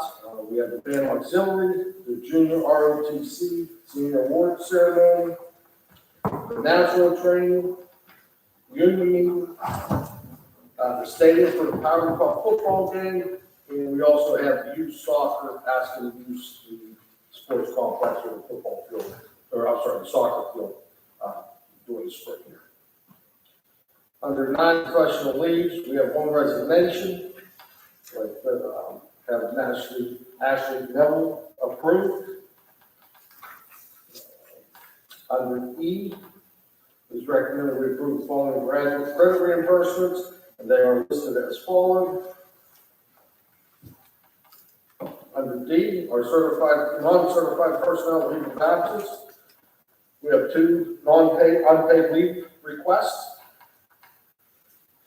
Down to E, other, it is recommended the board ratify the elimination of 1 full-time police officer position. So we will ask the board to approve that. Under 11, athletic personnel, we have 3 resignations / terminations. We'll ask for approval.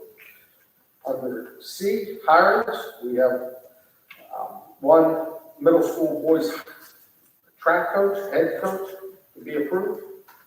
Under other, the outdoor track volunteer coach for approval, Ashley Karras. Under 12, substitutes, we have nothing. And under 13, conferences, we have nothing as well. Thank you, Mr. Sol. Any questions? E1. Recommendation to eliminate 1 full-time police officer position. We're ratifying that motion. We're ratifying that as to our furlough due to financial reasons. Okay.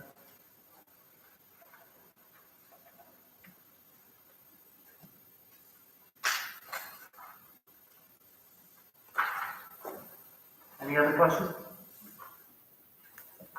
14, board preference correspondence. There was none. 15, executive session discussions. There were a few executive meetings we had, but I don't think anything since the last board meeting, right? We haven't had anything. So, board reports, we can go into the committee agenda. For the committee, under personnel, just a real quick update. The IU has started the process with the vaccinations for the COVID with the Johnson & Johnson's. Our first round, we had over 232 employees, subcontractors, so forth, complete the survey. The second round just opened up this week, and we got that survey back out to all staff who may miss the first one, who was undecided at that point. So we're looking for that to go. And Dr. Sherrod down there says it's going very well. And quite honestly, from what I heard, it's very efficient, and we're getting our people in and out, so that's a good thing. Under safety and transportation, with Solomon and I, we met with security, just to keep updating as to how we're handling things and how the procedures are moving forward for this year. So that meeting took place last week.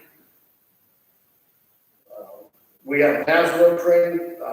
Mr. Gatus has all his security guards in NASRO training, and that's happening on the 4-1 and 4-2 in the high school. And that is the national program that certifies those people. So this is a good thing to keep our kids safe and out of harm's way. Mr. Esper, he had his safety meeting this month, as recommended by board policy. And that's all I have for safety and transportation. So can you or explain what NASRO training is? NASRO training? Yeah. Mr. Gates, would you like to explain what NASRO training is?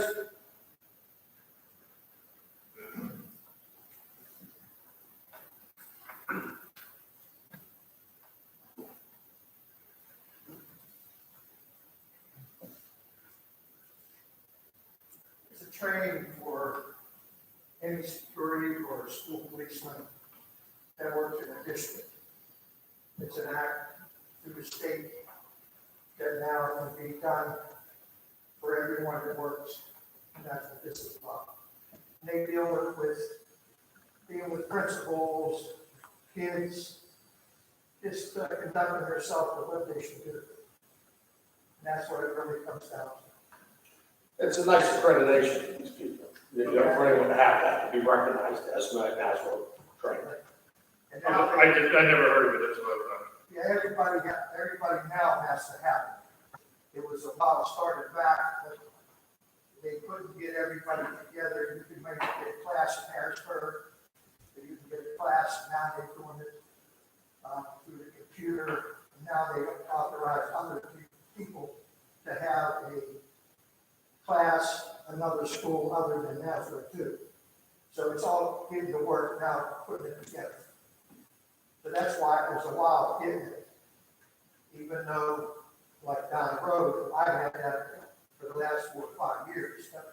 Now everybody that works got to have it. Okay. No matter if you're security or a school pump. Those You managers. got to have it. Okay. Mr. Gates, can I ask you a quick question? Yes. What are the names of the folks that work here? Are they still called school security guards, or are they called crisis? Their security never been changed. They took a class for de-escalation, and that's why we gave a little shirt for it. We've never changed no names. It's been that way for 30-some years that I've been in business. Never changed. Okay. We have school security guards looking after our kids with our police. Thank you. That's it. They sometimes they'll wear security shirts, and sometimes they wear the other ones, but most of the time it's the security. Good, thank you. Any other questions? How much does the NASRO training cost? Mr. Gates paid that for his people. We're not paying nothing, so for the districts, it's nothing. Thank you. Buildings and grounds, we did a walkthrough last week of the middle school. Mrs. Massey, would you like to fill the rest of the board in on that? Yes, so I don't want to go too far into the engagement aspect, but we obviously have some structural issues here at the middle school. We've known that for some time. We've done various investigations through our insurance. We have medical insurances, construction insurances, things like that. At this point, those two groups seem to be having some issue and green. Therefore, we got to go out and get our own expert to come in and kind of give us direction. I think some of you that were at that walkthrough met him. Jim, I think everyone was pretty impressed with him and his knowledge and the way he went about everything. Sandy's been working with us to get us information, so thank you, Sandy, I appreciate that. He requested a lot of information beforehand, and then he came and wanted to see the actual structure. And speaking of him, he sent over a retainer agreement to me today. I have a copy of it here that hopefully all of you can get tomorrow, and that we could possibly put on the agenda for next week. I do recommend that we use him. If we do go with him, he's getting additional information from Sandy and I this week. And then he asked if his team could come back out when there wasn't faculty and students in the building to take some measurements and do a further investigation. I think he's certainly needed for us to have a good basis, not listening to this person or listening to this person, but having a neutral, independent person that we can take that information and move forward. Whatever we need to do to get these issues remedied as quick as possible. So it is my recommendation that we would retain him, and I think anyone that was there and spoke to him knew he was knowledgeable, felt that he was very fair and upfront with everything, and felt that he was truly a good independent observer of what's going on here. So I would recommend that. We can discuss that further in executive session if needed to be, because of some of the litigation aspects. But I did want to give everybody, and one thing that we did say, and I will say it again, every report we've had, we are not in danger of collapse or safety to our students. Jim had reiterated that at the walkthrough. For those of you that stayed, we are not ever going to put the students, faculty, and staff at risk here. And they've all reiterated that there's nothing here that would indicate that we don't need to occupy this space. However, we've been watching it, we'll continue to watch it, and if that issue came, we will address it. But we've been watching it for some time, and it hasn't gotten to that point. But I want to assure everybody that the building is safe. We just want to make sure that it's an asset that we have long into the future, because we use a lot of taxpayer dollars for this asset. And we want to make sure that we get what everybody in West Mifflin paid for, and that it's here for a long time into the future. So that's why we're going through this process.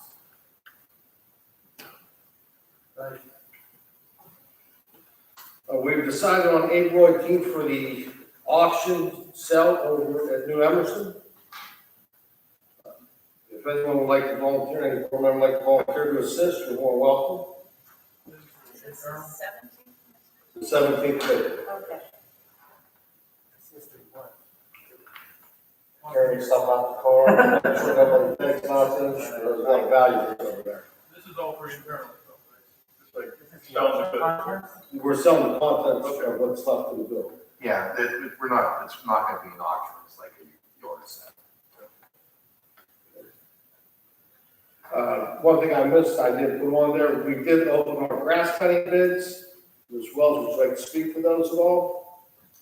Yeah, we opened, we had two bidders, that came and, presented their bids, and we opened them on Tuesday morning at 10 o'clock. So, Nicholas and myself, and, the low, bidder was Pittsburgh Lawn Care. These are previous or, current requests that are, at price, you want me to make the price? Please. Okay, base bid for all of the schools except for Emerson, which we asked to keep out in case we would sell that building for these 3 years. The base bid is $27,440, and Emerson included is $6,440. So that's a total of $33,880 for all 3 years. The other company was more than double the price of this one. And is that per year or over 3 years? The $33,880 is per year. And you have the right to reject the other company, or if you accept this bid for this year, you have the right to reject the next 2 years, and that's written right in this specification. Sandy, would they be willing to run it? I've talked to Mr. Stoles about this. There's some parts that they don't have, like the middle school soccer field behind the stadium. There's like the hills are just all weeds, and we have such a beautiful campus, and little things like that. Right, we added those back in, we asked them to cut the soccer field everything in the contract is specified at 2 inches, but we did tell them, and put down to them, when we met, that we want them cut shorter because the soccer coaches want them cut shorter. Sometimes the way the water lays, it depends, their equipment would get stuck, but, we've been trying to keep up. Last year, we had a really good season, where they were able to do that. And then keep up with the needs, because at the end of last year, Mr. Schultz had me happy to get that on the other side, so we could keep up with that. Is this an increase or decrease? This is a slight increase. Okay. $3,000.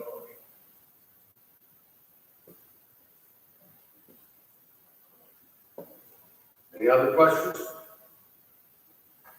Would the committee recommend us putting that on the agenda for next week? Yes. Yes. Yeah. Go on. Can I do it? Connie? Yes. Finance, Mr. Esper? We did have our bond sale on Monday. It was a Tuesday. I think it was the 16th. That was Tuesday. It was on Tuesday. And if you guys remember, Alicia came on January 14th and gave a presentation. She estimated the gross savings by refunding the 2011 and the 2012 bonds would be somewhere in the neighborhood of $635,000.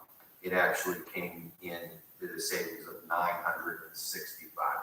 So, needless to say, it kind of beat any of our wildest expectations as to how well the bonds sale went.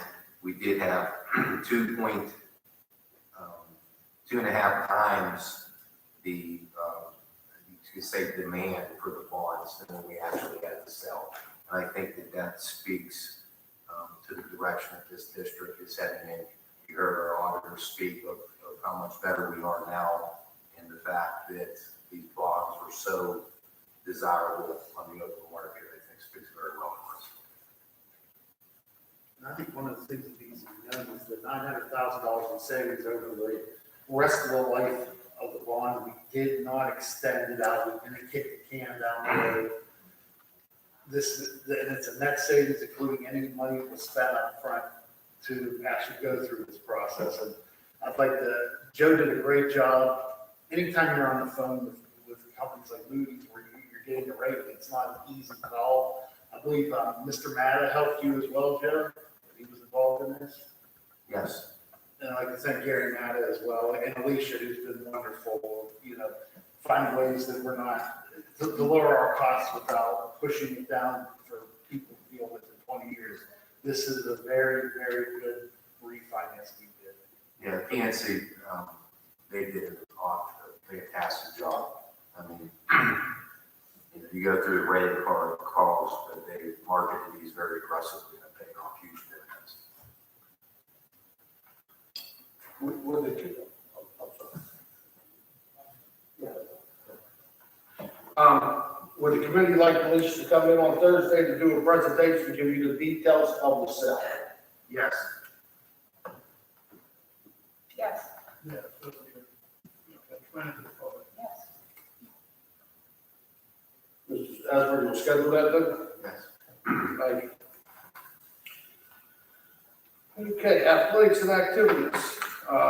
Yes, a concern come up about clearances and with sporting events and so forth. We ask for clearances for anyone who's working with students or supervising students. People at this time who are doing our clocks, scoreboard, working the press box of a football game, they do not need the clearances because they're not alone with children, nor are they supervising children. So if that is something this board would like to change, we can do that. But in most places, that doesn't happen because these people aren't alone with children or supervising them. Sounds like a lot of it. Overhead and more important to get clearances for people in those scenarios, right? Well, Right, I mean, it doesn't sound practical to me, if you're gonna have somebody come in one-off work, scoreboard. But I just want to lay that out. I mean, we did have that complaint, and Saul and I looked into it, and then we also called a couple of the other school districts, and we found out most of their people at the score tables do not get things.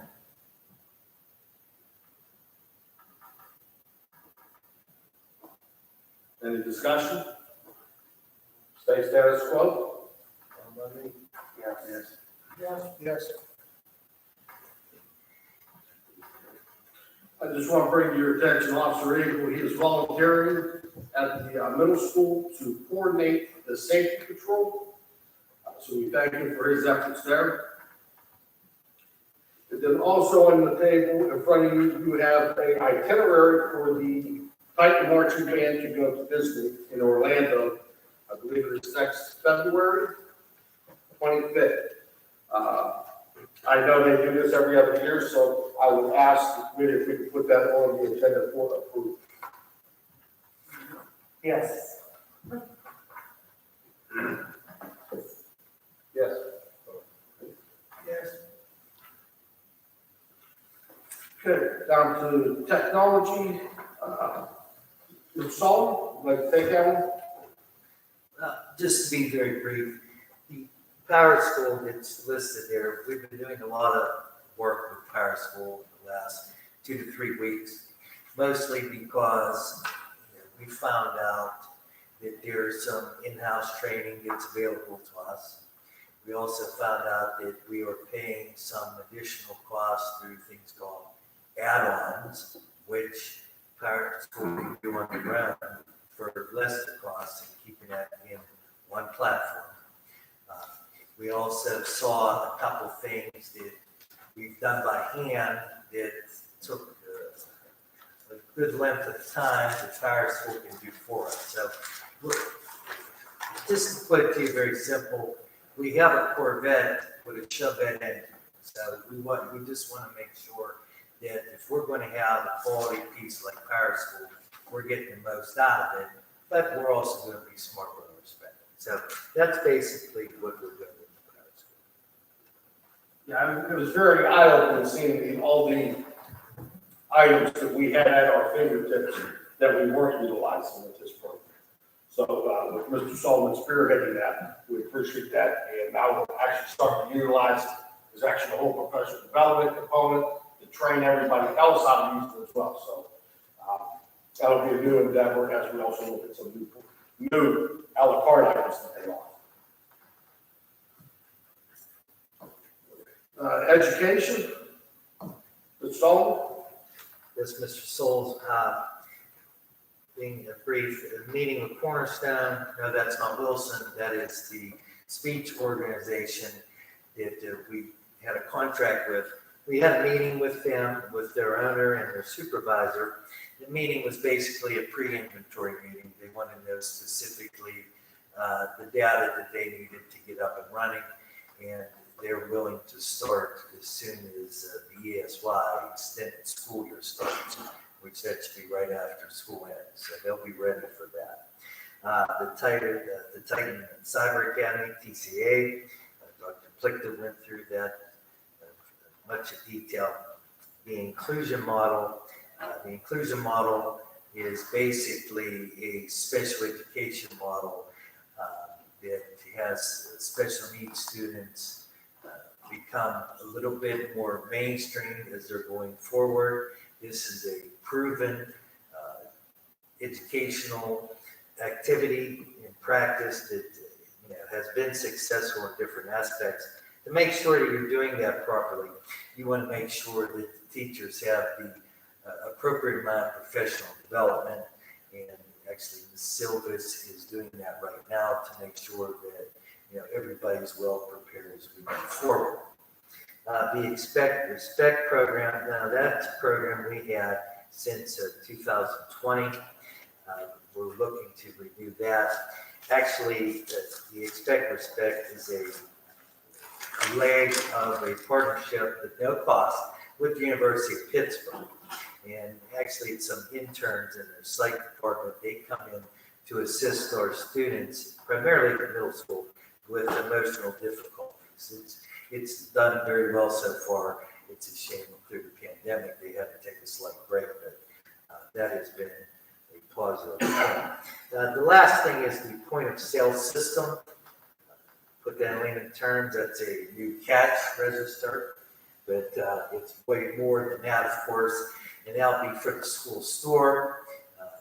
Part A is making sure career readiness is exposed to our life skill students and also some of our lower special education students with some of their levels to make sure that, we're appropriately training them for work after graduation.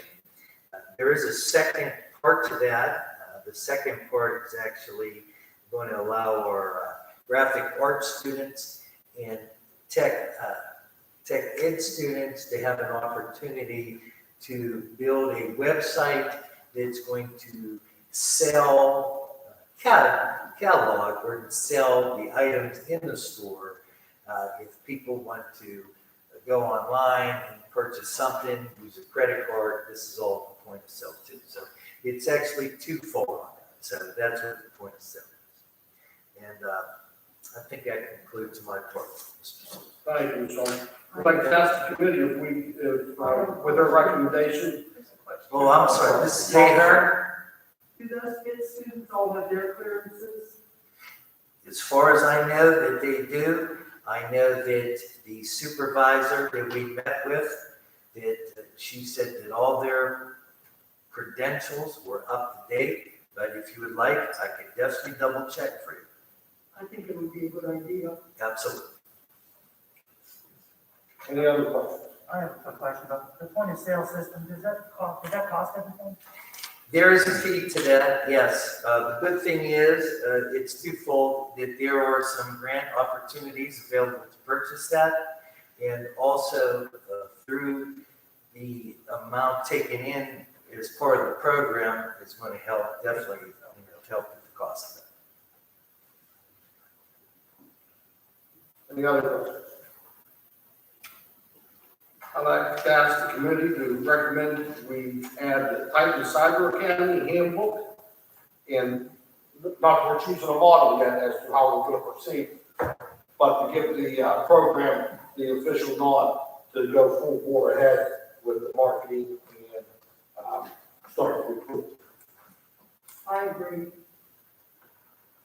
I guess that's with an expectation of like the investment in the program, right? Like, Yeah, well, we won't go with no money right now until then come back to the board. the budget will come back to reflect all of that, right?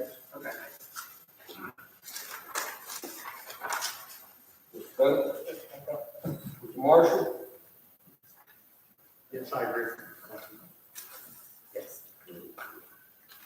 We'd like to add the Expect Respect program, we'd like to add that to the agenda for the recommendation. Yes. Yes. No problem. Yes. And also the point of sale system.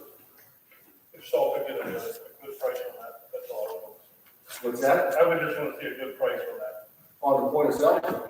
Is there a price for that? Do you The know? unit itself is, it's an Apple computer and a whole setup, and that's somewhere around $1,200, but that will be paid for by a grant. There's a couple components to it. There's a $20 a month fee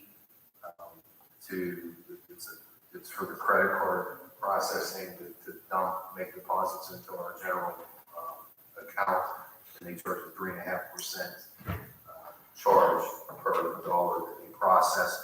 There's a $59.95 a month fee. That's for the school store.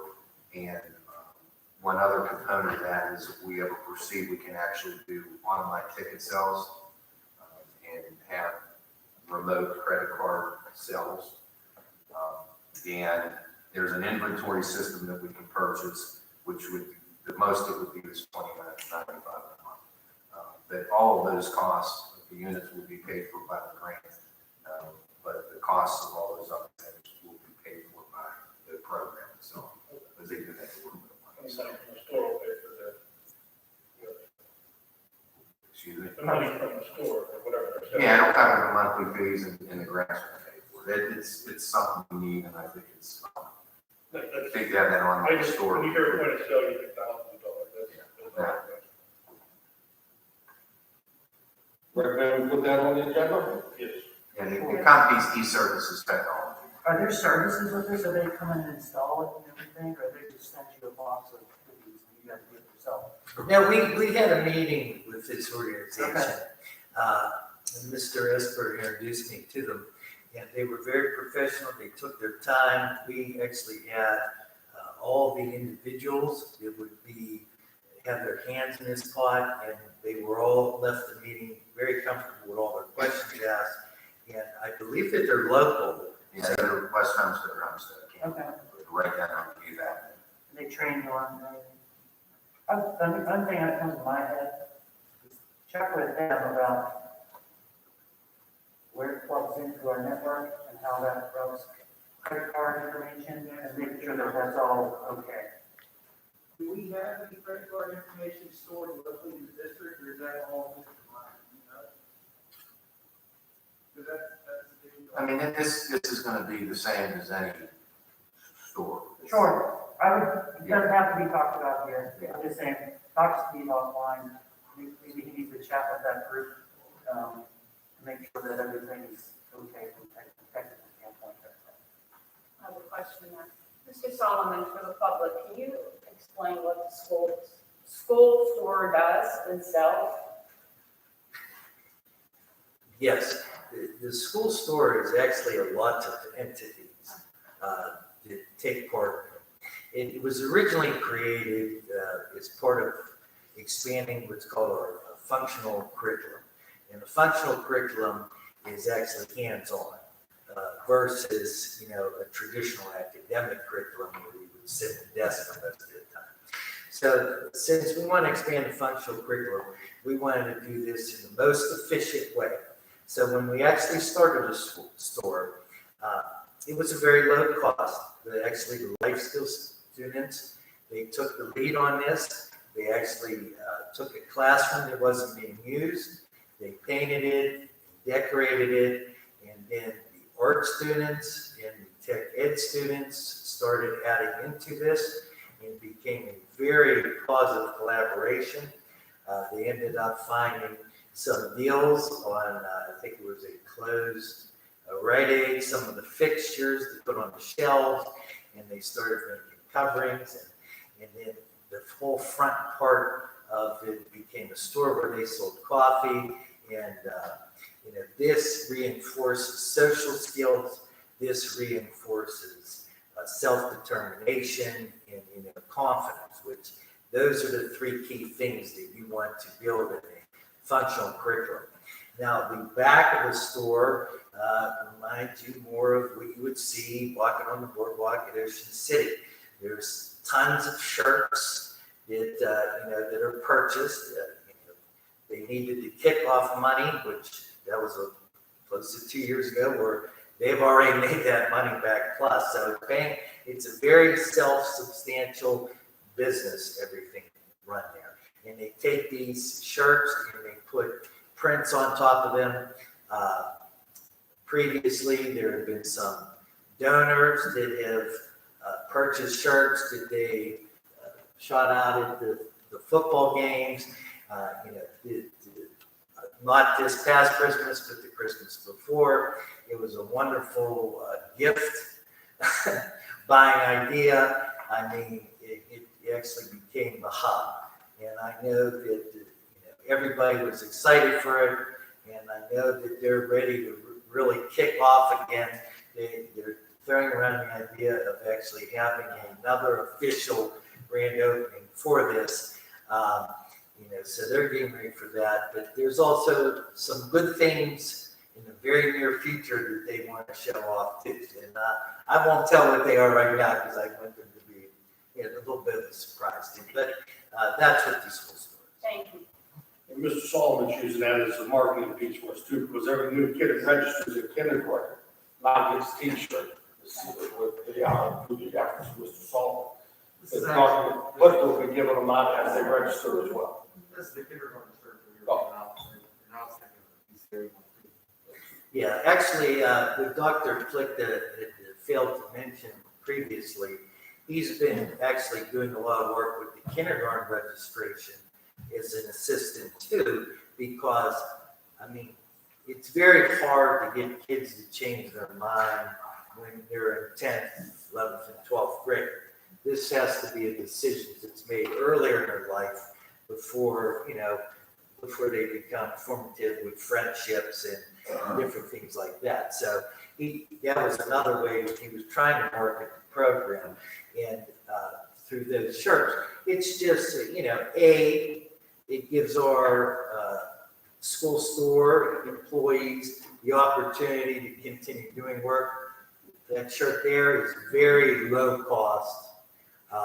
It's part of the program. There's actually a small amount set aside for that. And giving that to them reinforces a little bit of school pride. You want to wear your Western Titan shirt, when you come home from school and your registration. So it's all been intertwining very nicely at this point. And it's becoming exciting. It's fun, so yeah, thank you, Dr. Flick. I'm still waiting for the board design shirt to come out. The school board design. We will be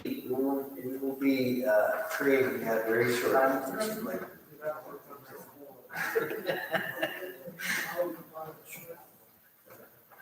All right, moving on to policy, this week Mrs. Buckler has sent out the 100s we received from PSBA and the administrative regulations that correspond to those policies.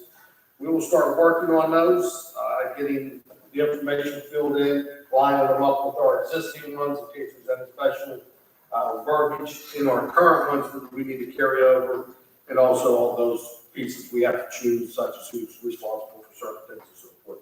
So we will get those cleaned up, and hopefully we'll have those ready for the April meeting. We also, Ms. Butler also put those into the OneDrive on the website, so we don't have to go through the emails. She did that before. That concludes the committee reports. Casella, if you want to please deal with Senate next week. Next week, Mr. President, thank you. Solicitor report? Most of my report will be given in the executive session. Thank you. Old business? New business? I'd like to say as a school director and a father of a child in West Mifflin who interacted with Officer Farrell, that my deepest sympathy goes out to him. He was such a positive impact on so many of our students. He was a great guy. When we created our police department, he was the motivation because of the positive stuff he brought as the dare officer, as they called him. And losing him is terrible for his family, but we also lost him as a community asset and a member who just was wonderful for the kids. And to this day, so many of the kids, I don't know if Mr. Mattis had him, he had such a positive impact. And he also worked for us as a part-time Westminster police officer. And to me, that things came full circle, him doing that, because when we created that department, he was the motivation. And my deepest sympathy goes out to Mrs. Farrell and their children, because he was just a great guy. That's all you can say about him. And the world's a little less nice with that. So, Thank you. One of our former school directors, Rich Fiakovich, passed away. He was a policeman too for West Mifflin. Any other new business? Do I have a motion to adjourn? Motion. Motion by Mr. Stoner, do I have a second? Second by Mr. Castillo.